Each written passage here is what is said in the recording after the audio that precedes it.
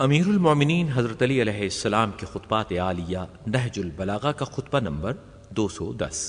اپنے اس خطبے میں امیر المومنین حضرت علی علیہ السلام نے حق کی حمایت کے بارے میں ارشاد فرمایا ہے۔